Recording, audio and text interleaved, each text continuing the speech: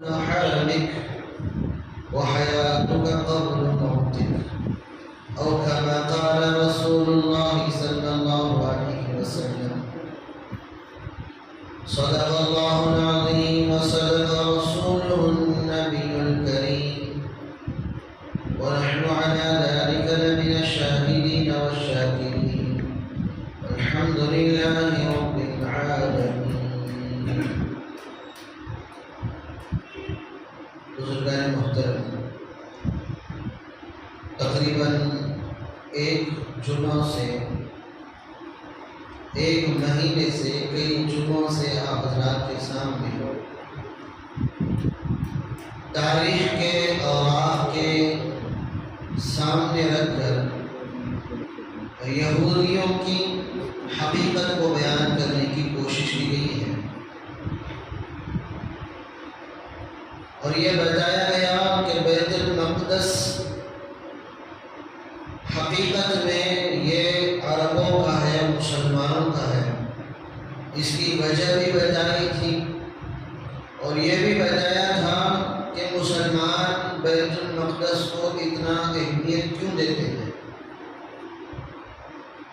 اور یہودیوں کی چال بازیاں، مکاریاں، سازشیں، تدبیریں کیا کیا ہوئی ہیں، مدینہ منورہ سے انہیں جلا وطن کیوں کیا گیا، یہ ساری باتیں حضرات کے سامنے رکھی گئی۔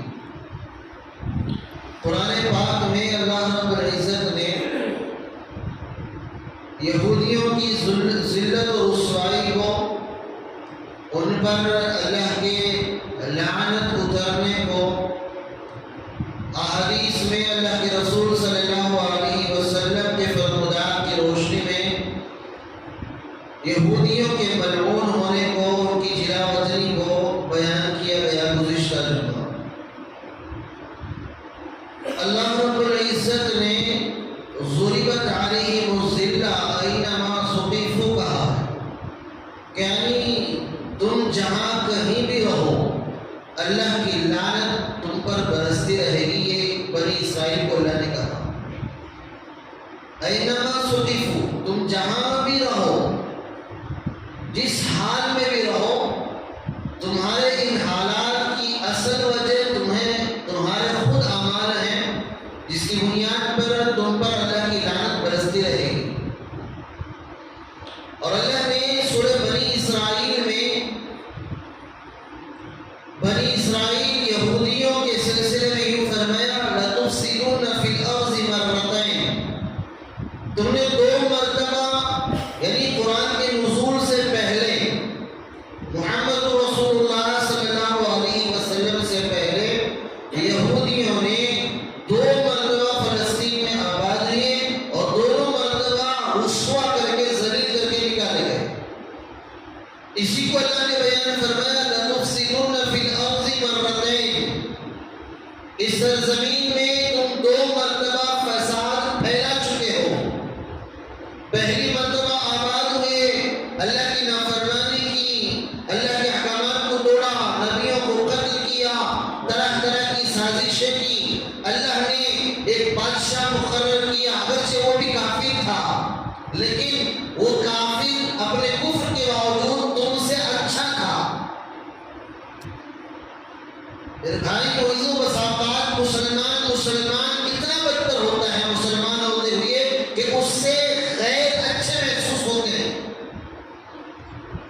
اسی کو اللہ نے کلام پاک میں فرمایا، لَتُفْسِدُونَ فِي الْأَرْضِ مَرَّتَيْنِ، دو مرتبہ تم نے زمین یعنی ارض مقدس میں رہ کر فساد پھیلایا ہے، اور دونوں مرتبہ ہم نے تمہیں بسایا تھا۔ آبادیوں کو آباد کرنے والا، آبادیوں کو برباد کرنے والا اللہ رب العزت ہے۔ کوئی بستی آباد ہے وہ اللہ کے فضل سے ہے، اور کوئی بستی برباد ہے یہ اللہ کے غضب سے ہے۔ بستیاں آباد بھی ہوتی ہیں، گھر بھی آباد ہوتے ہیں اللہ کے فضل و کرم سے۔ جس طرح یہودیوں نے ارض مقدس میں آباد ہو کر سرکشی کی، اللہ نے انہیں ذلیل و خوار کر کے دنیا کی طرف پھینک دیا، ارض مقدس میں آباد ہونے نہیں دیا۔ پھر ایک زمانہ گزرا، پھر اللہ نے انہیں دوبارہ بسایا، پھر وہ اپنے فتنے کے ذریعے سے، اپنے فساد کے ذریعے سے ارض مقدس میں بربادی شروع کر دی۔ اللہ نے ذلیل کر کے پھر نکال دیا۔ اور یہ دونوں مرتبہ اللہ رب العزت نے قرآن پاک میں مذکور کیا کہ دیکھو 2 مرتبہ تم آباد ہوئے ہو، 2 مرتبہ برباد ہوئے ہو۔ اور اگر ان احسنتم احسنتم فلانفسکم، اگر تم سدھر کے اچھے بن جاؤ گے اپنے لیے اچھے بنو گے، وَإِنْ أَسَأْتُمْ فَلَهَا، اگر غلط کرو گے، برا کرو گے، فساد برپا کرو گے، عہد شکنی کرو گے، بے وفائی کرو گے، تو پھر تمہارے اوپر جو تمہارے اعمال کا وبال ہونا چاہیے وہ ہو کر رہے گا۔ اس کے بعد اللہ رب العزت نے عجیب نقطہ بیان کیا، وَإِنْ عُدْتُمْ عُدْنَا، ان 2 مرتبہ آباد ہو کر برباد ہو چکے ہو، اگر دوبارہ ایسی حرکت کرو گے تو پھر ہم بھی اپنی تدبیر دوبارہ لوٹائیں گے۔ مفسرین نے یہاں یہ حکمت لکھی ہے، اس کے اندر پوشیدہ راز لکھا ہے کہ اللہ نے یہ شرط لگائی، وَإِنْ عُدْتُمْ عُدْنَا، اگر تم دوبارہ اپنی حرکتوں کو لوٹاؤ گے، دوبارہ کرو گے تو پھر دوبارہ ہم تمہارے ساتھ ویسا ہی معاملہ کریں گے۔ تو گویا اس آیت میں اشارہ ہے وہ پھر وہی آباد ہوں گے، اپنی حرکتوں پر باز نہیں آئیں گے، پھر اللہ انہیں برباد کرے گا۔ اب میرے بھائی موئیزوں، ظاہر میں آپ کو جو نظر آ رہا ہے، اسرائیل طاقتور اپنی جگہ کو مستحکم کرتے جا رہا ہے، یہ میرے بھائیوں قرآنی پیشن گوئی ہے کہ یہ پھر دوبارہ آباد ہوں گے، پھر سرکش بنیں گے، پھر اللہ رب العزت انہیں برباد کرے گا۔ 1948 میں 1948 میں جب اسرائیل کو ایک اسٹیٹ تسلیم کیا گیا، ایک کنٹری تسلیم کیا گیا یونین میں، جب یہ خبریں پھیلی پوری دنیا میں تو اس وقت عراق کے ایک خطیب صاحب نے بیان میں اس وقت بولے تھے کہ جس وقت یہ اعلان ہوا تھا، ہمارے عراق میں ایک بوڑھی عورت تھی جو یہودیہ تھی، وہ چھوٹا موٹا دکان میں اپنے کام کاج میں تھی، جب اسے یہ خبر پہنچی تو وہ رونے لگی۔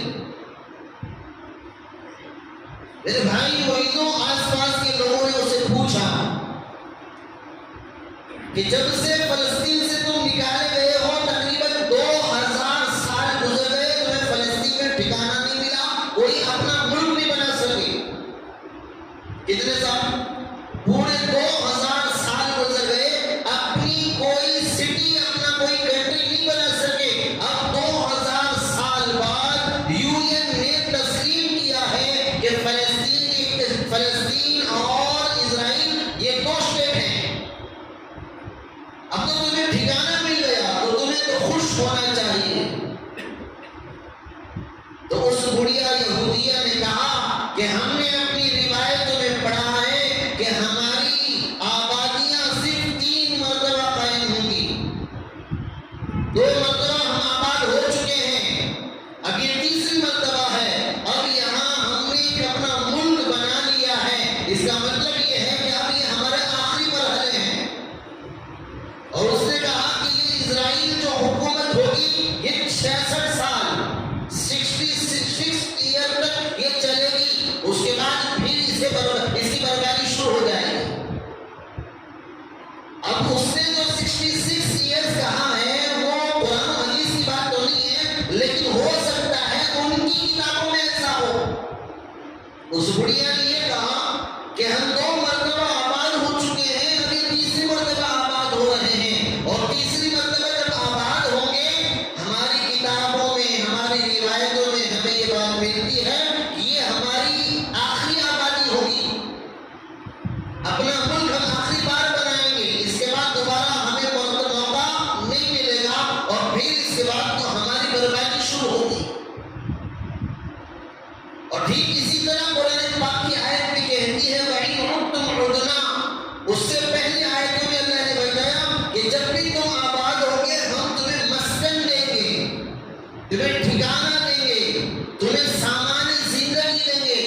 اسباب مہیا کریں گے. میرے بھائی عزیزوں، ظاہر میں دیکھو یہ لوگ چند ہی سالوں میں کتنے طاقتور بن گئے. گویا یہ خدائی نظام ہے. یہ اپنی ٹیکنالوجی، اپنی ذہانت کی بنیاد پر نہیں، بلکہ اللہ نے تقدیر میں لکھ چکا ہے کہ انہیں آباد ہونا ہے، انہیں مستحکم ہونا ہے، خدا کی نعمتیں ان پر پوری ہونا ہے، اور پھر یہ اپنی سرکشی پر اتریں گے، ظلم و زیادتی کریں گے، جبر پر اور معصوموں پر ظلم ڈھائیں گے، تو پھر ہماری پکڑ اترے گی. وہ پکڑ کیسے اترے گی؟ وہ حضرت عیسیٰ نبی علیہ السلام کی شکل میں اترے گی. جب عیسیٰ علیہ السلام اتر جائیں گے، باب لد پر دجال کو قتل کریں گے، تو پھر یہ سارے کے سارے چھوٹتے پھریں گے.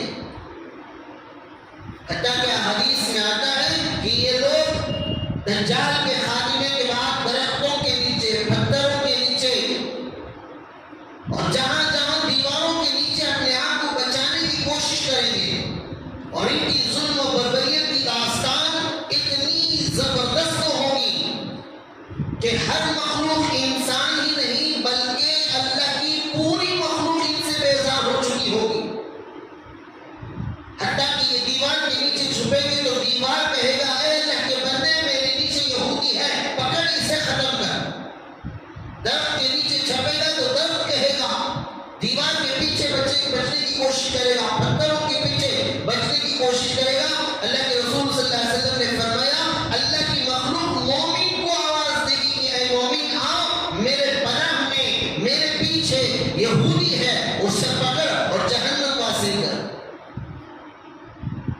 بزرگان محترم، یہ سارے جو اسباب آج نظر آ رہے ہیں، وہ سارے اسباب وہ اللہ کی تقدیر میں لکھے ہوئے ہیں کہ کون سے وقت میں کیا ہونا ہے. تلک الایام نداولها بین الناس، ایک دور ہے، اللہ چلاتا ہے، لوگوں کے درمیان وہ زمانہ چلنا ضروری ہے. اللہ کا لکھا ہوا کلام، اللہ کا بیان کیا ہوا کلام، اسے تو پورا ہونا ہے، وہ ہو کر رہے گا. لیکن میرے بھائیوں، عیسیٰ علیہ نبی علیہ السلام کے سب میں کھڑے ہونے والے مومنوں کی شان دیکھو، سنو، سمجھو اور اپنے آپ کو اس سے تیاری کرو. اگر مہدی عیسیٰ نبی علیہ السلام تشریف لائیں تو کیا میں اس قابل ہوں، میرا ایمان اس قابل ہے، میرا عمل اس قابل ہے کہ میں ان صفوں میں کھڑا ہو جاؤں، یا پھر وہ مجھے اپنی صف میں شامل کر لیں؟ یہ اصل معیار ہے، یہ اصل حقیقت ہے جو ہمیں آج سمجھنے کی ضرورت ہے کہ ہم نے صرف ظلم کو دیکھ لیا، بربریت کو دیکھ لیا، دو تین جنے بیٹھ گئے، دو تین احباب بیٹھ گئے اور فکر کر لی، افسوس کر لیا، دو تین قطرے آنسو بہا لیے، اور پھر اپنی رفتار زندگی جو پہلے کی اب بھی ہے وہی زندگی چل رہی ہے. اس سے کام نہیں بنے گا. کچھ حرکت اور کچھ اپنے طرف سے اقدامات کرنی چاہیے. وہ اقدامات یہ ہے کہ اپنے ایمان کو بناؤ، اپنے عمل کو بناؤ، اپنے ایمان و عمل کی جانچ کرو کہ میرا ایمان و عمل کیا اس قابل بن گیا کہ حضرت مہدی علیہ نبی علیہ السلام، حضرت عیسیٰ علیہ نبی علیہ السلام جب تشریف لائیں گے اور اعلان کریں گے کوئی ہے مومن جو ہماری صفوں میں شامل ہونا چاہتا ہے، تو کیا ہم ان صفوں میں شامل ہونے کے قابل ہیں یا نہیں؟ روایتوں میں ملتا ہے جس طرح کانچ کے گلاس میں پانی نظر آتا ہے، اس طرح سینوں کے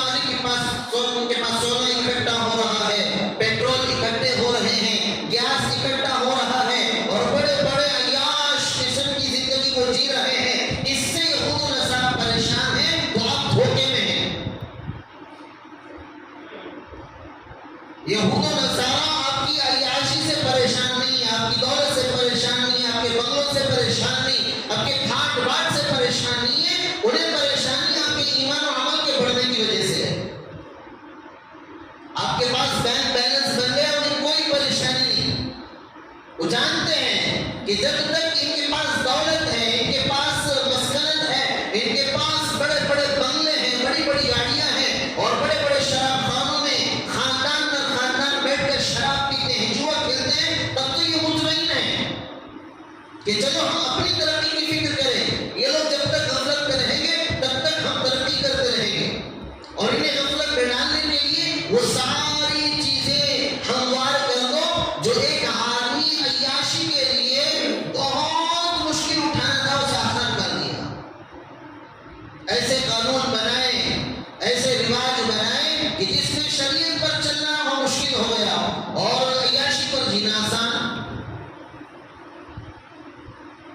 نکاح کا مسئلہ لے لو، کوئی پوری دنیا کا یہی حال ہے، 20-22 سال سے پہلے نکاح کرنا جرم ہے، نکاح کرنا جرم ہے 22 سال سے پہلے۔ کوئی زنا کرنا ہو تو، فرینڈ ریلیشن شپ میں رہنا ہو تو، ابارشن کرانا ہو تو اس کی اجازت ہے۔ 16 سال کی عمر میں ریلیشن شپ میں رہنا چاہتا ہے تو حکومت کہتی ہے اس کی اجازت ہے۔ شادی کے باوجود کسی دوسرے سے تعلقات رکھنا چاہتے ہیں تو رکھ سکتے ہیں۔ یہ میرے بھائی کو عزت کیوں کیا گیا؟ اگر یہ نکاح کریں گے تو نکاح جلدی ہو جائے گا تو پھر ان کے اعضاء کیا ہو جائیں گے؟ گناہوں سے محفوظ ہو جائیں گے، آنکھیں محفوظ ہو جائیں گی، دل و دماغ پاک ہو جائے گا اور پھر یہ نیک بن جائیں گے، اللہ کے احکامات پر اتر آئیں گے۔ اللہ کے احکامات پر اتریں گے تو اللہ کی مدد دیکھیں گے۔ تو لہٰذا کیا کرو، جو شریعت کے کام ہیں انہیں مشکل بنا دو اور جو غیر شرعی کام ہے، جو حرام کام ہے، انہیں آسان کر دو، اتنا آسان کر دو کہ جب چاہے جو چاہے جیسا چاہے کرتا پھرے۔ کہا کہ 22 سال سے پہلے، 20 سال سے پہلے نکاح نہیں کر سکتے، قانون جرم ہے۔ لیکن اگر 18-17 سال کی عمر میں کالج میں پڑھتے ہوئے کسی کے ریلیشن شپ میں اگر رہنا چاہتے ہو تو کہا کہ وہ تو کیا ہے، بیچلر ہے، وہ تو کیا ہے، وہ تو مینڈ اس میں کیا ہو چکا ہے، بالغ ہو چکا ہے، وہ سن بلوغ کو پہنچ چکی ہے، لہٰذا وہ اپنے تعلقات رکھ سکتی ہے۔ اور کہا کہ غلطی سے اگر کیا ہو جائے، حاملہ ہو جائے تو پھر اسے کیا کر سکتی ہے، وہ شادی سے پہلے اگر حاملہ ہو جائے تو کورٹ جا کر اپنے مسائل حل کر کے اسے کیا کر سکتی ہے، اسے ابورشن کرا سکتی ہے۔ لیکن میرے بھائی محیطوں نے وہ نکاح کو کتنا مشکل بنا دیا۔ جگہ جگہ آپ کے لیے وہ راستے، وہ ساری چیزیں رکھ دی جس سے کیا ہو جائے، زنا ہو جائے اور لیکن حمل نہ ٹھہرے۔ اس کے لیے راستوں پر کیا کر دیا گیا، آپ کو سارا نظام کیا گیا، کیونکہ یہ جانتے ہیں کہ جب تک خدا کی نافرمانی پر رہیں گے اللہ کی مدد نہیں اترے گی۔ سود کو عام کیا گیا، کیوں عام کیا گیا کہ جب تک حرام لقمہ ان کے پیٹ میں جاتا رہے گا خدا کے سامنے سجدوں کی توفیق نہیں ہوگی۔ اگر سجدے کر بھی لیں تو اللہ تعالیٰ ان سجدوں کو قبول نہیں کرے گا۔ یہ میرے بھائی کو عزت ایسا ہی نہیں بلکہ جان بوجھ کر جال بچھا کر کوشش کی جا رہی ہے۔ وہ ساری چیزیں ہمارے نوجوانوں کے ہاتھ لگ گئی جو میرے بھائی وہ عزت مسلمان اور شریعت ہرگز اسے پسند نہیں کرتی۔ یحبون ان تشیع الفاحشہ، قرآن پاک میں اللہ کہتا ہے یہ اسلام اور مسلمان کے دشمن یہ چاہتے ہیں کہ فحش، بری باتیں، گندی باتیں، برہنہ پن، ننگا پن مسلمانوں میں رواج پکڑے، مسلمانوں میں عام ہو جائیں تاکہ مسلمان ان خواہشات میں پڑھ کر اپنے اللہ کا نافرمان بن جائے تو پھر ہمارے جو پروپیگنڈے ہیں، ہماری جو سوچ ہے وہ کیا ہو جائے، 100% کامیاب ہو جائے۔ خصوصاً میرے بھائی مومنوں اس وقت نوجوان طبقے سے میری التجا ہے وہ اپنی جوانی کی صحیح قدر کرے۔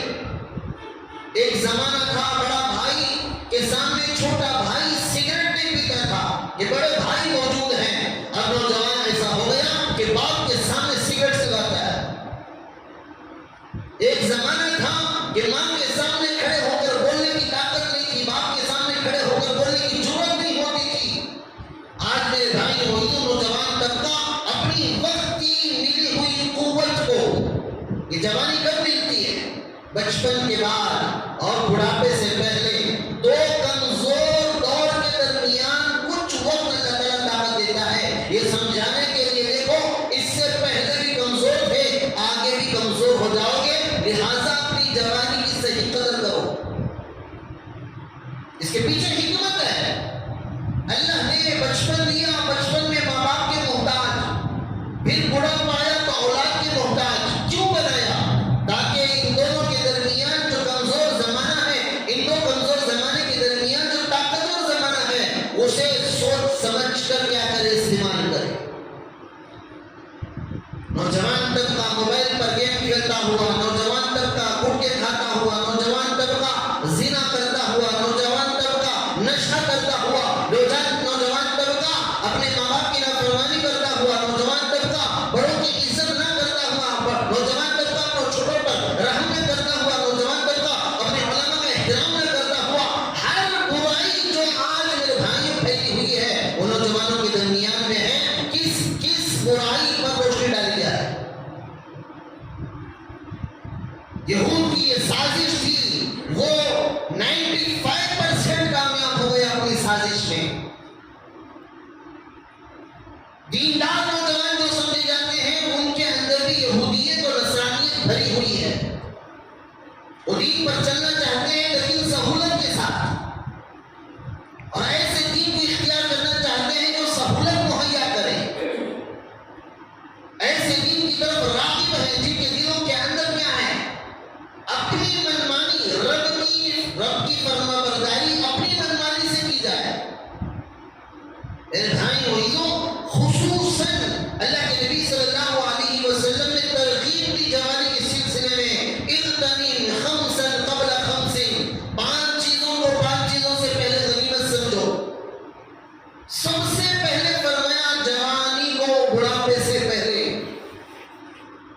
اس کے بعد فرمایا صحت کو بیماری سے پہلے، زندگی کو موت سے پہلے، مالداری کو غربت سے پہلے، اور فرصت کو مشغولی سے پہلے۔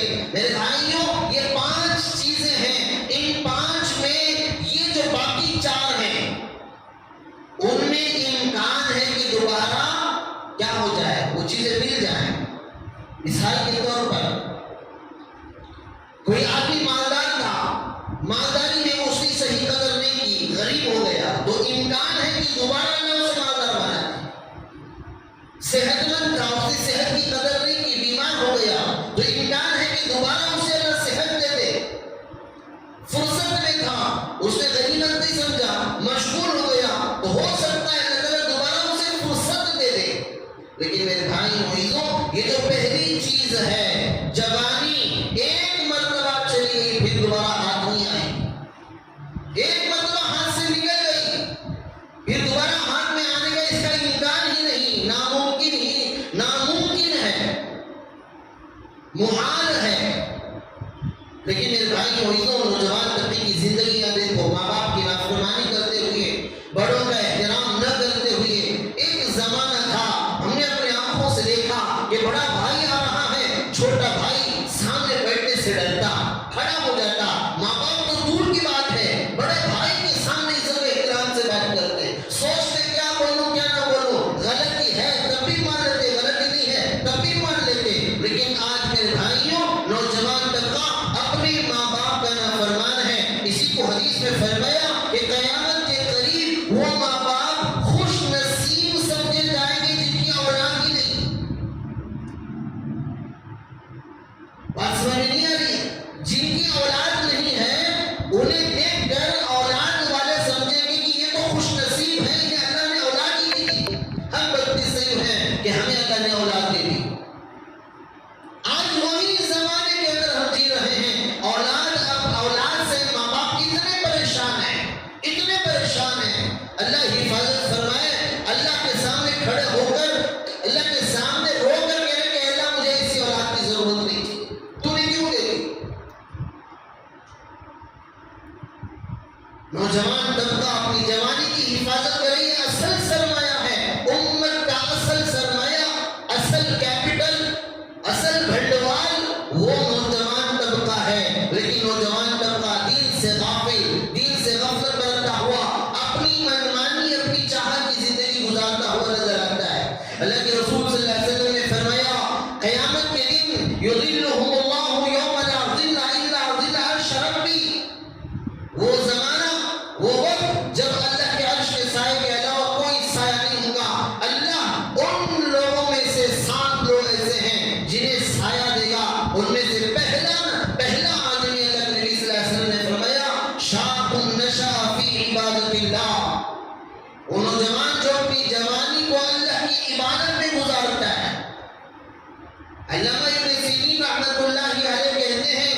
الشباب ان الشباب فی العمل، عمل میں اصل میں یار جو ہے وہ جوانی ہے۔ فارسی میں ایک شعر ہے جس کا ترجمہ یہ ہے کہ اصل توبہ تو جوانی کی توبہ ہے، بڑھاپا آنے کے بعد تو ظالم جابر بھی کیا بن جاتا ہے، توبہ کر کے اللہ کا نیک بن جاتا ہے۔ 700 چوہے کھانے کے بعد حج نصیب ہو جائے گا، لیکن میرے بھائیوں 700 چوہے کھانے سے پہلے جو توبہ استغفار کی زندگی جیتا ہے اس میں اصل اللہ تبارک و تعالیٰ کامیاب نوجوان کہتے ہیں، اپنا عرش کا سایہ دیتے ہیں۔ اللہ کے نبی صلی اللہ علیہ وسلم کے زمانے میں اصحاب صفہ وہ 70 نوجوان تھے جن کے اپنے گھر نہیں تھے، وہ صرف عبادت میں اپنے آپ کو لگائے رکھتے تھے۔ شام ہوتی تو دنیا اپنے علاقے کے اندر پھیل جاتے، گھر والے سمجھتے کہ مسجد میں ہے، مسجد والے سمجھتے گھر میں ہے، لیکن راتوں کو وہ اللہ کی عبادت میں گزارا کرتے تھے جنگلات میں جا کر۔ آج نوجوان سمجھتا ہے عبادت کا زمانہ بڑھاپے کا زمانہ ہے، بڑھاپا آئے گا تو مسجد کے حوالے ہو جاؤں گا، 40 سال گزر جائیں گے تو توبہ کر لوں گا۔ اللہ میرے بھائیوں جب ساری چیزیں بیکار ہو جائیں تب اللہ کی فرما برداری پر اترنا یہ کوئی کمال کی بات نہیں ہے۔ اللہ رب العزت نے جوانی دی ہے، اس جوانی میں اللہ کی طرف راغب ہونا، اللہ کی محبت کو دل میں اتارنا، یہ اصل معیار ہے۔ اور عیسیٰ نبی علیہ السلام کی صف میں جو جوان کھڑے ہوں گے ان کی عمر 40 سال 45 سال 50 سال کی نہیں ہوگی، بالکل جوان ہوں گے۔ اگر کوئی نوجوان پوچھتا ہے کہ مولانا کمانے کی ذمہ داری میرے اوپر نہیں ہے، میرے ذمہ تو پڑھنے کی ہے، میں پڑھتا ہوں بقیہ وقت آوارہ گردی کرتا ہوں، میں کروں تو کیا کروں؟ میرے بھائیوں یہ سوال تو اللہ کے رسول صلی اللہ علیہ وسلم سے پوچھو۔ اللہ کے رسول صلی اللہ علیہ وسلم جوانی میں کیا کرنا چاہیے؟ اللہ کے نبی صلی اللہ علیہ وسلم کی عمر 20 سال کی ہے۔ عرب کے اندر مکے کے اندر کوئی تاجر آتا لوگ لوٹ لیا کرتے تھے، مسافر آتا لوٹ لیا کرتے تھے، کوئی کمزور آتا اس پر ظلم برسایا کرتے تھے۔ ایک مرتبہ ہوا یوں کہ ایک تاجر آیا تھا، اس تاجر کے سامنے لوگ ناپ تول کرتے کرتے کرتے کرتے ساری چیزیں خالی ہو گئی، 1 روپیہ بھی واپس نہیں آیا۔ بھاؤ تاؤ کرتے کرتے ایک ایک کر کے ایک چیز اٹھا لے گئے کہ ساری چیزیں ختم ہو گئی، چیزیں ختم ہو گئی اور کچھ آمدنی نہیں ہوئی۔ تو اس زمانے میں جو بڑے سردار تھے ان میں سے فضل بن حارث، فضل بن بدعہ، فضل بن فضالہ، یہ 3 سردار تھے۔ انہوں نے جدعان کے گھر میں ایک مشورہ کیا، اس مشورے میں یہ طے کیا کہ آج سے ہم اپنے ملک کے اندر امن و امان کو قائم کریں گے، ظلم و زیادتی کو ختم کریں گے، اور طرح اس کے لیے لوگوں کو بلایا۔ اللہ کے نبی صلی اللہ علیہ وسلم بھی اس مجلس میں پہنچے۔ 20 سال کی عمر ہے، لیکن میرے بھائیوں قوم کی خدمت کرنے کا جذبہ، ملک کی خدمت کرنے کا جذبہ، ایک دوسرے کا ہمدرد کرنے کا جذبہ، امن و امان کو پھیلانے کا شوق اللہ کے نبی صلی اللہ علیہ وسلم نے اپنی جوانی میں کر کے دکھایا۔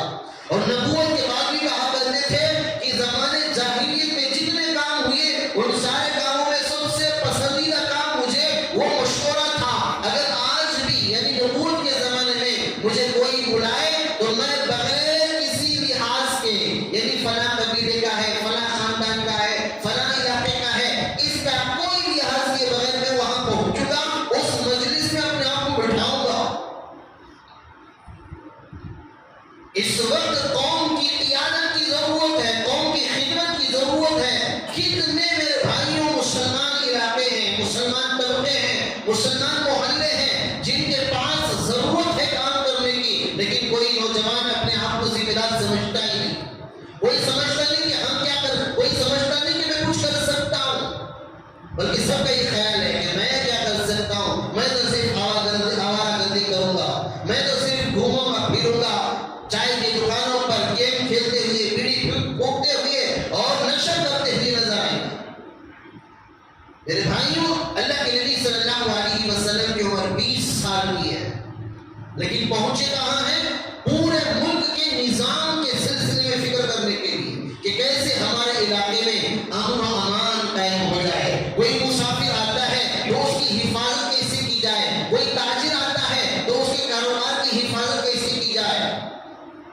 بھائی عزیزوں یہ سارے کام کرنے کے ہیں. ہمارا نوجوان طبقہ ہفتہ اتوار جو اپنے اپنے کالج اور اسکول میں رضا ہوتی ہے اس دن اپنا لیپ ٹاپ لیتے اپنا کے سامان لیتے اور ان لوگوں کے پاس غریب طبقے کے پاس جاتے, ان کے آئی ڈی کارڈ بناتے, ان کا آدھار کارڈ بناتے, ان کا راشن کارڈ بناتے, ان کی ضروریات کا خیال کرتے.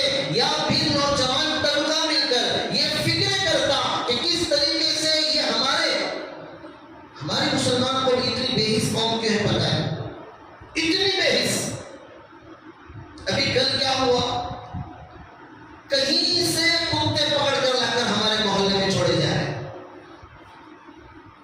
سارے مسلمان زندگی لاشیں بن کر پھر رہی ہیں, کسی کو پوچھنے کی ہمت نہیں ہو رہی بھائی یہ کتے کہاں سے لا کر یہاں چھوڑ رہے ہو. بچے پالنا مشکل ہے اور تم کتے بھی لا کے دے رہے ہو.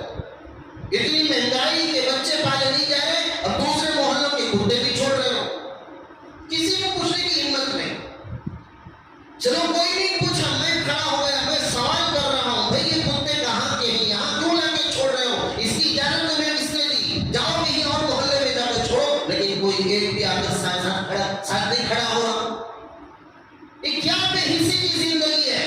ایسے تو مردے بھی قبرستان کے مردے بہتر ہیں, بارش پڑے کوئی فرق نہیں پڑتا, کتے قبر پر مردے کوئی فرق نہیں پڑتا. ایسی زندگی اس محلے میں جیتے ہوئے ہمیں شرم بھی نہیں آتی. 3 سال سے ہمارا راستہ بن رہا ہے, کسی کو فکر نہیں. اسی دھول میں بریانی بھی چل رہی ہے, اسی دھول میں کباب بھی چل رہا ہے, اسی میں سوکھا بھی چل رہا ہے, بس زندگی گزر رہی, بس جانوروں کی زندگی ہم جی رہے ہیں. اتنی بے حسی. اللہ حفاظت فرمائے. ہمارے چھوٹے چھوٹے بچے ہمیں دیکھ کر کیا سیکھیں گے. میرے بھائیوں ایمانی غیرت پیدا کرو, حق کے ساتھ کھڑے ہونے کے ساتھ حق کے لیے دفاع کرنے والے بنو. قانونی اعتبار سے جو آپ کے حقوق ہیں اسے پہچانو, اس کا مطالبہ کرو. نہیں میرے بھائیوں بس 200 روپے آج کی کمائی ہو گئی, چلو 100 کا گوشت لے لیا, 100 کی ترکاری لگی, گھر میں بریانی بن گئی, کھائیں گے, سو جائیں گے. جب صبح 8-10 بجے ہو گئے پھر اپنے کاروبار کو نکلیں گے. اس راستے سے گزرتے ہوئے اتنی تکلیف ہوتی ہے. کوئی حاملہ عورت سفر کرتی ہے تو اسے کتنی تکلیف ہوتی ہے, اس کا احساس نہیں ہے. یہ ہمارا راستہ ہے, ہمارے مسجد کا راستہ ہے, ہمارے محلے کا راستہ ہے. جب بارش ہوتی ہے تو اوجڑی کا پانی ادھر ادھر گلیوں میں گھس جاتا ہے. ارے مسلمانوں ذرا جاگو, غیروں کے محلے میں جا کر ایک چھوٹا گڑھا ہو جاتا ہے, سارے بہن جمع ہو جاتے ہیں, جب تک وہ گڑھا بھرتا نہیں وہاں سے اٹھتے نہیں. حالانکہ وہ بھی ڈاکٹر ہوتا ہے, کوئی پروفیسر ہوتا ہے, کوئی پولیس کے کام میں ہوتا ہے, بڑی بڑی ڈگریاں ہوتی ہیں اور وہ اسے حقیر نہیں سمجھتے بلکہ اپنے محلے کی ترقی کے لیے فکریں کرتے ہیں. لیکن مسلمان اتنا بے حس کو پتہ نہیں کہ یہ راستہ بنتے ہوئے پتہ نہیں حضرت اسرافیل علیہ السلام تھک کر سور پھونک دیں گے. چلو یہ راستہ تو بننا نہیں, قیامت کو قائم کر لیں گے. میرے بھائیوں ذرا اپنے اندر حس پیدا کرو, اپنے اندر حمیت ایمانی پیدا کرو, اپنے آپ کو جگاؤ, غفلت کی چادر سے باہر نکلو, ہوش میں آؤ. کب ہوش میں آؤ گے؟ مولانا یہ راستہ کہ وہ جمعہ پیر میں گھسیٹ لے سو. میرے بھائی عزیزوں اگر آپ یہ کہہ دو کہ مولانا یہ دین میں نہیں ہے تو آپ کا جوتا میرا سر. یہ سارے کا سارا اللہ کے نبی صلی اللہ علیہ وسلم نے راستے کے حقوق بیان فرمائے, حتیٰ کہ فرمایا کہ راستوں پر بیٹھو تو راستوں کا حق ادا کرو. کسی نے پوچھا اے اللہ کے نبی راستے کا حق کیا ہے؟ کہا کہ جب راستے پر بیٹھو لوگوں کو صحیح راستہ بتا دیا کرو, بری باتوں سے روکا کرو, بھلی باتوں کی کیا کرو تلقین کرو, سلام کو پھیلایا کرو. یہ راستے کے حقوق ہیں. اب یہ راستے سے گزرتے ہوئے دن میں 50 مرتبہ ہم گزرتے ہیں. یہاں جو تکلیف ہوتی ہے, یہاں جو پریشانی ہوتی ہے, کوئی گر رہا ہے, کوئی اٹھ رہا ہے, کسی کا سر پھوٹ رہا ہے, کوئی بچے. میرے بھائیوں گلی کے کتے اتنے زیادہ ہیں, مدرسے کو بچے آتے ہوئے ہچکچاتے ہیں. کئی ماں باپ نے بچوں کو مدرسہ لانا چھوڑ دیا. کیوں چھوڑ دیا؟ کہا کہ حضرت آپ کے مسجد کے اطراف میں اتنے کتے ہیں کہ اب ہمارا بچہ مدرسہ نہیں جا سکتا, ہمیں ڈر ہے کہیں کتا پکڑ نہ لے. اب وہ بچہ قرآن پڑھنے سے محروم ہو گیا, لیکن ہم سمجھتے ہیں کہ صرف کیا ہے 2-3 کتے اضافہ ہو گئے. بھائیو اللہ کے لیے اپنا ہر کام اگر اللہ کو سامنے رکھ کر کرو گے تو وہ سب کا سب دین ہے. اللہ اس کے رسول کو سامنے رکھ کر کوئی بھی کام کرو تو وہ کیا بن جائے گا؟ دین بن جائے گا. اگر اللہ اس کے رسول کو چھوڑ کر حج بھی کرو گے نا تو وہ دین نہیں کہلائے گا. اپنے اندر بیداری پیدا کرو. یہ جو غفلت ہے نا، کسی نے یہودی سے پوچھا کہ اتنے کم وقت میں تم اتنی ترقی کیسے کر لی؟ تو اس نے کہا کہ بچہ ہمارا جیسے ہی بولنا سیکھتا ہے ہم اسے بولیوں میں تجارت کرنا کیسا سکھاتے ہیں. ہمارا بچہ بولنا بعد میں سیکھتا ہے، تجارت پہلے سیکھ لیتا ہے. ہمارا بچہ پہلے کلمے اسے پاک کلمے، محلہ کے اندر پاک کلمے، بابا، اماں، ماں، بہن، یہ گالیاں سیکھتی، بعد میں انسانیت سیکھتا. یہ بے حسی کی قوم میرے بھائی وہی آج جو ہم جی رہے ہیں. جب تک ہمارے اندر جینے کا سلیقہ نہ آ جائے، ہمارے اندر زندگی گزارنے کا سلیقہ نہ آ جائے. اللہ کے رسول صلی اللہ علیہ وسلم کی پاکیزہ زندگی، سارے کے سارے مکے میں جانور رہتے تھے لیکن اللہ کے نبی کو کہتے تھے صادق امین، کہتے تھے صادق الامین کہتے تھے. اللہ کے نبی صلی اللہ علیہ وسلم کی زندگی اتنی صاف و شفاف تھی، جانور تک اللہ کے نبی صلی اللہ علیہ وسلم کی صداقت اور ان کی امانت کی تصدیق کیا کرتے تھے. اپنے اندر میرے بھائیوں ذرا غیرت پیدا کرو. ایمانی صفات میں سے پہلی صفت ہے غیرت مندی. مومن سب کچھ برداشت کر سکتا ہے، غلطی اور برائی برداشت نہیں کر سکتا. موسیٰ علیہ السلام نے بھوسا مارا، کسے؟ فرعونی کو، قبطی کی حمایت میں. حالانکہ موسیٰ علیہ السلام فرعون کے محل میں پل رہے ہیں، لیکن غلطی کس کی تھی؟ فرعونی کی تھی. تو حضرت موسیٰ علیہ السلام نے برداشت نہیں کیا اور اسے ایک بھوسا مارا. حالانکہ وہ بھوسا قتل کے ارادے سے نہیں تھا، صرف مارنا تھا، لیکن کیا ہو گیا؟ وہ تو قتل ہو گیا، مر گیا.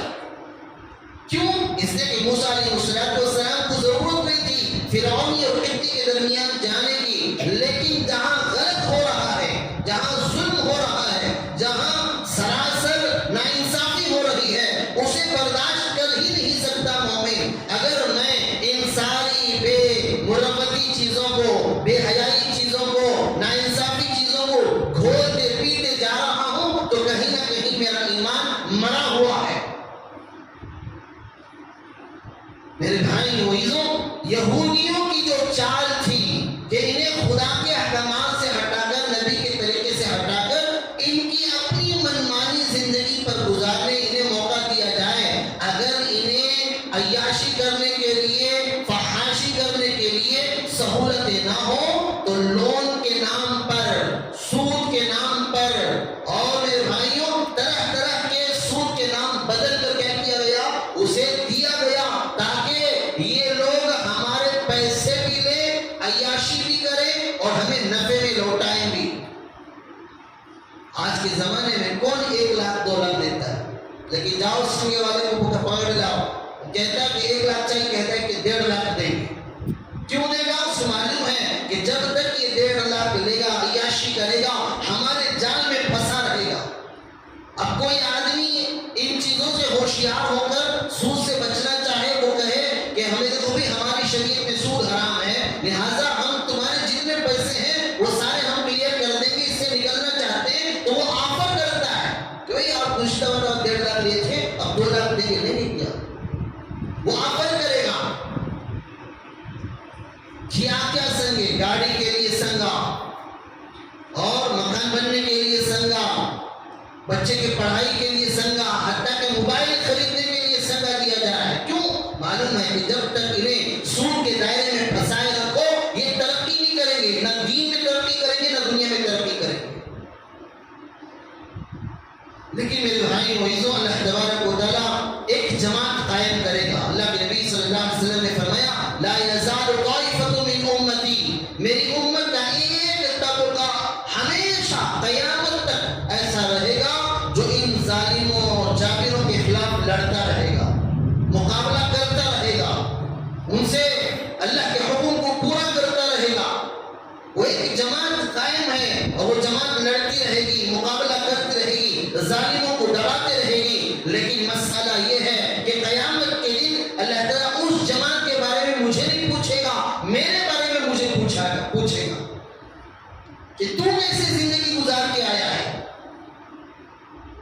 لا يزال قدم ابن آدم حتى يسأل عن خمس، 5 چیزوں کے بارے میں جب تک سوال نہ کر لیا جائے ہر مومن سے، ہر مسلمان سے، ہر انسان سے، تب تک زمین اس کے قدم کو چھوڑے گی ہی نہیں. عن ماله فيما، عن شبابه فيما افنا، عن عمره فيما ابلا. جوانی زندگی کہاں گزار کے آیا ہے، کیسے گزار کے آیا ہے، مال کہاں سے کمایا، کہاں خرچ کیا، اور جو جانتا تھا اس پر کتنا عمل کیا. یہ 5 چیزیں ایسے ہیں رب کے سامنے کھڑے ہو کر، رب العالمین کے سامنے کھڑے ہو کر حساب لینا ہے. معمولی پی سی آ جائے تو پینٹ گیلی ہو جاتی ہے، اسے حساب نہیں دے سکتے. وائبریشن پاؤں میں کھڑا کاپتے رہتا، کون ہے سو پی سی. زور سے کون بھی غیر مسلم آواز نہ لے تو وہ بھی سر تعلقات کرتا، زور سے بھی تعلقات نہیں کرتا. اب سوچو رب العالمین کے سامنے کھڑے ہو کر حساب دینا ہے، اللہ کے سامنے کھڑے ہو کر حساب دینا ہے. میری سہولت نہیں میرے بھائیوں، قوم کے لیے جینا پسند کرو. میرے بھائیوں اپنے لیے تو کتا بھی جی لیتا ہے، اپنے لیے تو خنزیر بھی جی لیتا ہے، اپنے لیے تو بلی چوہے بھی جی لیتے ہیں. تم مسلمان ہو، اپنی قوم کے لیے جینا پسند کرو، ہمیشہ قوم کو سامنے رکھو. میرے بھائیوں یہ چیزیں غیروں کے اندر منتقل ہوئی، بارہا تجربے کو مل رہا ہے، بارہا کئی مرتبہ غیروں کے معاشرے میں گھسنا ہوتا ہے، دیکھنا ہوتا ہے. تھوڑی تھوڑی چیز میں اس میں بھی کوئی عصبیت کرتی کیا سمجھ میں نہیں آتا. ابھی قریب میں میرے بھائی عزیزوں ایک چیز میں خریدنے کے لیے گیا. اب وہ چیز خریدنے کے لیے غیروں کی دکان پر گیا. اب وہ چیز میں خرید رہا ہوں، ایک چیز کیا ہے تھوڑی چھوٹی ہے، ایک چیز تھوڑی بڑی ہے.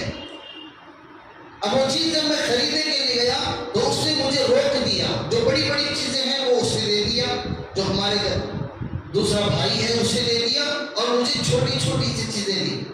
حالانکہ مجھے یہ سمجھ میں نہیں آیا، میں نے لیا اور میں لے کر نکلنے والا ہوں، گاڑی اسٹارٹ کرنے والا ہوں تو وہ کہتا ہے نیو نمبر تمہیں ہمارے بھائی اس وقت میں کو دے دو، یہ چھوٹی چھوٹی چیزیں ہیں. حتیٰ کہ میرے بھائیوں آپ کو ہاسپٹلوں میں اور چھوٹی چھوٹی آفسوں میں آپ کو عصبیت نظر آئے. ابھی قریب میں ایک جگہ پہنچنا ہوا اسکیننگ کے لیے، تو ہمارے بعد آنے والے بہت سارے غیر مسلم تھے. میں ان کے اندر قومیت بتانا چاہ رہا ہوں کہ آپ ایسا کرو، یہ نہیں بتا رہا، میں بتا رہا ہوں کہ آپ کیسے اپنی قوم کے لیے کب جینا شروع کریں گے. وہ جو کر رہے ہیں غلط کر رہے ہیں. ہم یہ نہیں چاہتے کہ آپ اپنے بھائی کے لیے دوسرے کا نقصان کرو، قرآن حدیث سے بھی یہ تعلیم نہیں دیتا. لیکن جب اپنی باری آئے کہ مجھے نقصان ہو جائے لیکن میرے بھائی کو فائدہ ہو، یہ کب سوچو گے؟ سارے مسلمانوں کو ایسی روم میں ڈھکیل دیا گیا جہاں پر کیا نہیں ہے، اے سی نہیں ہے، فین نہیں ہے، کچھ بھی نہیں ہے. اور سارے غیر مسلموں کو ایسی جگہ بٹھایا گیا جہاں پر اے سی ہے اور کرنٹ کے جانے پر کیا ہے، بیٹری کا انتظام ہے. اب درمیان میں کرنٹ چلا گیا تو پریشانی شروع ہوگی حرارت کی وجہ سے. لیکن وہاں دوسری روم میں جو بیٹھے وہ آرام سے سکون سے بیٹھے. تحقیق کرنے پر معلوم ہوا کہ نمبر ان کا آگے پیچھے ہے، لیکن یہ غیر مسلم ہے لہذا انہیں یہاں بٹھایا گیا، یہ مسلمان ہے اس لیے یہاں بٹھایا گیا. عصبیت، تعصب، اس کی اجازت شریعت نہیں دیتی. لیکن میرے بھائیوں ایثار، احسان کی تعلیم شریعت دیتی ہے. آپ کب اپنی قوم کے لیے جینے والے بنیں گے، اپنی قوم کے بارے میں سوچنے والے کب بنیں گے؟ میرے دکان کے سامنے سیمنٹ پڑ گیا، میرے دکان کے سامنے صاف ہو گیا، میرے گھر کے سامنے روڈ پڑ گیا، میرے گھر کے سامنے دھول نہیں ہے، چلو باقی پورا محلہ برباد ہو، کوئی فرق نہیں پڑتا. آج ہر ایک مسلمان اس محلے میں یہ سوچتا ہے میرے محلے میں کتے نہیں حضرت، دوسرے وہ محلے میں کوئی نہیں، ان کتوں کے ساتھ کتے جیتی نہیں، ہمارا مسلمان بھائی جیتا ہے. یہ کون سوچنے والا؟ قومیت کب آئے گی؟ پوری دنیا میں 1 کروڑ سے زیادہ تھا. لیکن میرے بھائی معزز ان کے اندر قومیت اتنی قومیت ہے کہ وہ لوگ ایسی جو دیوار گریا اس کے سامنے عبادت کرنے کا ایک خاص دن ہوتا ہے، ہفتے کا دن. اس دن وہ کیا کرتے ہیں؟ لائیو ٹیلی کاسٹ کرتے ہیں ساری دنیا میں، تاکہ وہ قوم جو دنیا میں، ہماری قوم جو پوری دنیا میں جہاں کہیں بھی ہے، وہ کیا کرے؟ ڈائریکٹ لائیو دیکھ کر وہ اپنا کیا کرے؟ اپنی عبادت کو مکمل کرے. پوری دنیا میں 1 کروڑ سے زیادہ ہے بس، لیکن ان کے اندر قومیت ہے، اپناپن ہے، عصبیت ہے. اور ہمارا مسلمان میری دکان چلے، سامنے والے کی دکان ٹھپ ہو جائے، میرا گھر آباد ہو، دوسرا بھائی نہیں، اپنا خاص سگا بھائی اچھا چیزیں پسند نہیں کرتا. یہ ساری چیزیں وہ ہیں جو زندگی میں دولت ہونے کے باوجود برکتوں سے محروم ہے، رحمتوں سے محروم ہے، خوشیوں سے محروم ہے، اچھائیوں سے محروم ہے، بھلائیوں سے محروم ہے. دولت ہے حضرت، کیا کرنا سکون نہیں. دولت ہے حضرت، کیا کی رقم کا ٹینشن بولتا نہیں بولتا. سب کچھ ہے حضرت، پتہ نہیں کہیں ہم بے قراری. گھر میں رہتے تو گھر میں رہنے ہوتا نہیں، دکان میں رہتے تو دکان میں رہنے ہوتا نہیں، مسجد کو آئے تو مسجد میں رہنے ہوتا ہے. کیا دل کے اندر جو کینہ پڑپ رہا ہے، دل کے اندر جو حسد پڑپ رہا ہے، اور ایک دوسرے بھائی کے لیے جو حسد ہے، ایک دوسرے کے لیے جو جلن ہے، وہ ساری سہولتیں ہونے کے باوجود برکتوں سے، رحمتوں سے اور اللہ کے فیصلوں سے محروم کر رکھے. میرے بھائیوں، آج یہودی یہی چاہتے ہیں کہ مسلمان آپس میں ٹکرائیں، وہ ہمیشہ جدا جدا رہے، وہ ایک دوسرے کی حمیت پر نہ اتریں، اور یہ عیاشی میں سب سے آگے بڑھ جائیں. اگر میرے بھائیوں، اگر آپ جیلوں کے اندر جا کر دیکھو گے تو وہاں پر مسلمانوں کی بڑی آبادی ملے گی جو چوری چکاری کرتی ہے، قتل و غارت گیری کرتی ہے، اور دنیا کے بڑے بڑے فسادات کرتے ہیں. ابھی چند مہینے پہلے جیلر کے پاس جانا ہوا، اس کے آمنے سامنے بیٹھ کر بات کرنے کا موقع ملا تو اس نے کہا کہ ہمیں آج تک سمجھ میں نہیں آیا 80% سے زیادہ غیر مسلم ہیں، اس کے باوجود سب سے زیادہ کیسز مسلمانوں کی کیوں آتے ہیں؟ وہ جیلر آمنے سامنے بیٹھ کر بول رہا ہے. آپ اسکالر ہیں، آپ امام ہیں، آپ بیانات کرتے ہیں، آپ اسلامک ٹیچنگ کرتے ہیں، تو آپ اپنے لوگوں کو کیوں نہیں سمجھاتے؟ اسے کیا معلوم کتنا چیخا مارتی ہمیں لوگ، ہمیں چیخا مارتی سمجھتے تو انہیں بھی پریشان ہو جاتا ہے. اتنا خراب سمجھنے لگا کیسے مقرریاں نہیں، خطیبہ نہیں، بولتے کتاباں چھاپتے حلہ پھٹ گئے، کلمہ پھٹ گئے، پیپرہ پھٹ گئے، لیکن قوم کیا بولتی؟ تمہارا بیان تمہاری مسجد کے حد تک کی حضرت، مسجد کے باہر تمہیں کھنگنا بھی نہیں. میرے بھائیوں، اسلامی زندگی جینا سیکھو، اپنی زندگی میں اسلام کو داخل کرو. یا ایھا الذین آمنوا ادخلوا فی السلم کافہ، اللہ کہتا ہے مکمل دین میں آؤ، پھر فلاح ملے گی، بہبودی ملے گی، ترقی ملے گی، کامیابی ملے گی، کامرانی ملے گی، اور پھر پوری دنیا تمہیں اپنا امام بنا کر تمہارے پیچھے چلے گی. آدھا تیتر آدھا بٹیر، ادھر وہ بھی کر لیتے ہیں حضرت، ادھر یہ بھی کر لیتے ہیں حضرت. کیا کرنا حضرت؟ ایڈجسٹ کر لے جانا، دین میں ایڈجسٹ کرنا سو، اور کوئی جگہ نہیں ہے ایڈجسٹ کرنے کی. میرے بھائی وہ کون سا شعبہ بتاؤں جسے ہم کہیں قسم کھا کے اپنے سینوں پر ہاتھ رکھ کے کہو کہ حضرت اس معاملے میں ہم 100% دیندار ہیں؟ کوئی کہہ سکتا ہے؟ کوئی نہیں کہہ سکتا. نماز کا لے لو، روزے کا لے لو، حج کا لے لو، زکات کا لے لو، صدقہ خیرات کا لے لو، نیکی، کوئی زندگی کا شعبہ، جنازہ لے لو، شادی بیاہ لے لو، عقیقہ لے لو، کون سا بھی شعبہ لے لو، وہاں پر میں خود قسم کھا کے یہ نہیں کہہ سکتا کہ اللہ کے فضل سے 100% دین پر عمل کرے. آپ نہیں بول سکتا. ہر جگہ یہ کہ ذرا وہ بھی، ذرا یہ بھی، ذرا وہ بھی، ذرا یہ، ذرا کھٹا ذرا میٹھا، تب بھی نہ حضرت مزہ. ایسا بولتے سارے دین کو اجاڑ کے برباد کر کے رکھ دیے. اب غیر کیا کہتا ہے کہ یہ اسلامی، یہ مسلمان جو جی رہے ہیں یہ اسلام ہے. اسے کیا معلوم قرآن، اسے کیا معلوم حدیث، اسے کیا معلوم تفسیر، اسے کیا معلوم تشریح، وہ تو اسے کیا معلوم فقہ، وہ تو ہماری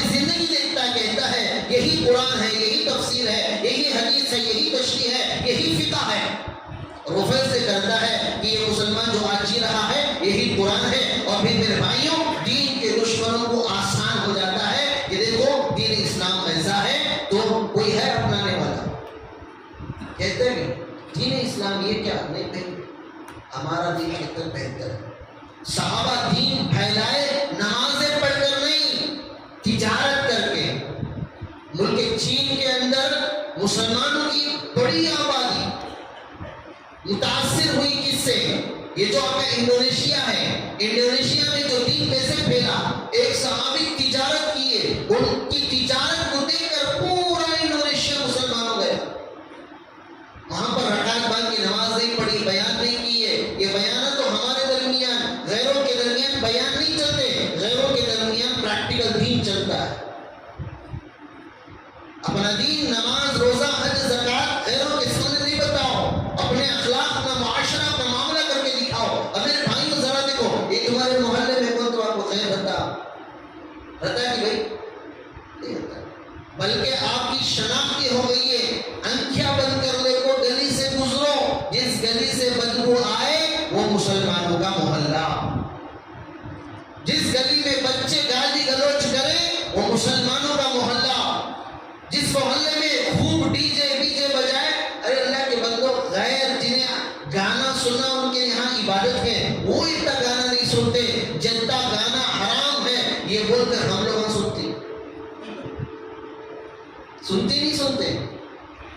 بولو کیا تو غلط بولا تو نہیں بولنا, غلط بول اس کو میں جتنا میرے بھائیوں گانا عبادت سمجھ کر, سنگیتا عبادت, سنگیت جو ہے عبادت اور اس کی پوجا کی جاتی ہے, وہ لوگ وقتا نہیں سنتے جتنا لوگ گانا حرام حضرت بول کو ہمیں لوگ سنتے. شادی بیاہ میں اللہ کا شکر ہے جنازے میں نہیں بجاتے. ایک قوم آتی ہے وہ لوگ گانے, وہ بھی میں نہیں جس طرح باپوں کی دعائیں لیتے جا گانے بجاتی ہے رخصت کے وقت. اب ایسی وہ مرے تو بھی کیا کرتی, ماتم کے گانے بھی بجانا شروع کر لیتی. ایک جگہ پڑوس ملک میں دیکھنے کو ملا کہ ایک وہ جو مغل اعظم پکچر ہے اسے چلا رہا ہے چہلم پر. کیوں؟ کہا کہ حضرت ہمارے والد کو یہ فلم بہت پسند تھا, ان کی روحانی کو سکون پہنچانے یہ فلم چلا رہا. اللہ حفاظت فرمائے. چہلم کے نام پر قبرستان پر لے جا کر بیڑی رکھ رہا, سگریٹ رکھ رہا, شراب رکھ رہا. کیوں؟ کہا کہ حضرت ہمارے والد کو زندگی میں یہ چیزیں پسند تھے تاکہ قبر میں رکھ کر انہیں سکون پہنچاؤ. اسے معلوم نہیں قبر میں کیسی بیٹنگ ہو رہی ہے. بھائی وہ اللہ کے لیے مکمل دین میں آ جاؤ. یہود و نصارہ کی مخالفت کرو. یہود و نصارہ جو چاہتے ہیں ان کی پلاننگ کو برباد کرنا چاہتے ہو تو مکمل دین پر آ جاؤ.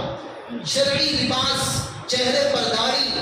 میرے بھائیوں ابھی چند نوجوانوں کو میں سمجھا رہا تھا سر پر ٹوپی رکھو بھائی, یہ ننگے سر کیوں پھرتے ہو؟ تو نے بولا قرآن میں ہے کیا, حدیث میں ہے کیا؟ کیا بولا قرآن میں ہے کیا, حدیث میں ہے کیا؟ تو حدیث میں کیا ہے؟ حدیث میں تو اللہ کے نبی صلی اللہ علیہ وسلم امامہ باندھتے تھے. کیا باندھتے تھے؟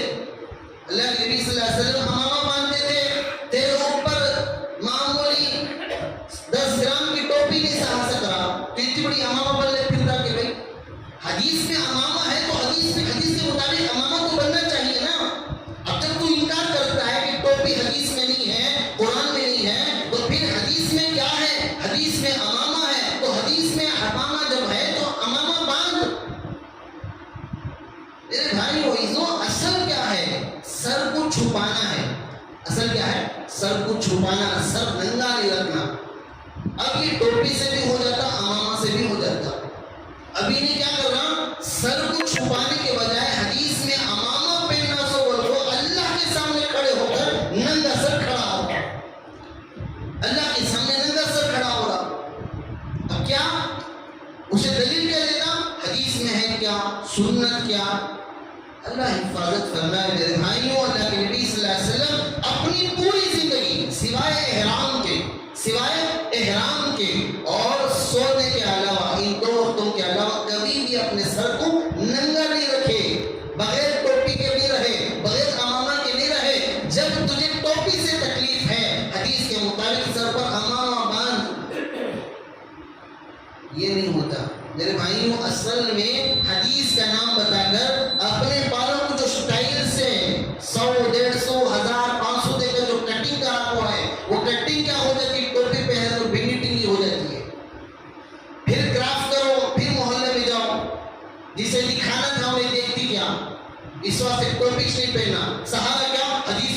دینا ہے کیا؟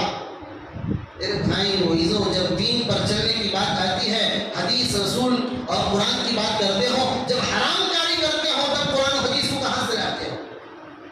گانے بجانے جب ہوتے ہیں، عیاشی جب ہوتی ہے، تب قرآن حدیث کی بات کہاں جاتی ہے؟ میرے بھائیوں، اس وقت مجھے بولنا کچھ تھا، مسئلہ کہیں اور آ گیا۔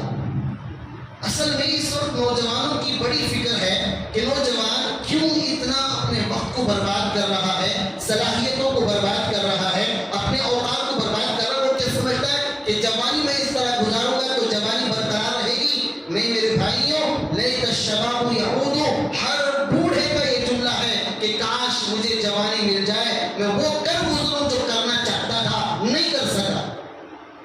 تو اس سے پہلے اب جوانی ہے تو اس جوانی کی صحیح قدر کرو، خصوصاً ماں باپ پر بوجھ نہ کرو، ماں باپ کو تکلیف نہ دو، ماں باپ کو پریشان نہ کرو۔ آج جوانی ہے، وقت آئے گا، بڑھاپا آئے گا، محتاجگی آئے گی، پھر اللہ تعالیٰ تم جیسے ہو تمہارے سے زیادہ خطرناک اولاد تمہیں نصیب کرے گا۔ اگر تم ہاتھ سے مارے ہو تو تمہاری اولاد جوتے سے مارے۔ لہٰذا میرے بھائی معززوں، ہم مکمل دین پر آ جائیں، یہود و نصارہ کی مخالفت کریں۔ اب دیکھو چھوٹا سا عمل تھا، 729 جو بارکوڈ تھا، اس کا جو بائیکاٹ ہوا، اس کا اثر یہ ہوا، اس نے اپنا بارکوڈ ہی چینج کر دیا۔ کیا کر دیا؟ ہم بولتے نا، حضرت میں اکیلا پیپسی نہیں لیا تو کیا فرق پڑتا، میں اکیلا کٹ کیٹ نہیں کھایا تو کیا فرق پڑتا۔ یہ سوچنے والوں کو بتا رہا ہوں کہ مسلمانوں نے جب اسرائیلی پروڈکٹ کا بائیکاٹ کیا اور اس کا بارکوڈ جو 729 تھا، اس کا ہم نے کیا کیا، بائیکاٹ کیا، اس کا اثر یہ ہوا کہ چند ہی دنوں کے اندر، صرف 10 دن کے اندر اس نے اس بارکوڈ کو بدل دیا ہے۔ اب 829 اس نے رکھ لیا ہے، یہ 819 اس نے رکھ لیا ہے۔ اس نے بارکوڈ بدل دیا تاکہ کیا ہو، ہمارے پروڈکٹ چلتے رہیں۔ اب یہ جو بائیکاٹ ہوا ہے وہ بائیکاٹ کیا ہو جائے، بند ہو جائے۔ میرے بھائی معززوں، لہٰذا آپ لوگ اسرائیلی بائیکاٹ کا، اسرائیلی چیزوں کا، پروڈکٹ کا بائیکاٹ کریں اور دعائیں کریں اور اپنے آپ کو مکمل دین پر چلنے کا عادی بنائیں۔ اللہ عمل کی توفیق عطا فرمائے۔ وآخر دعوانا الحمد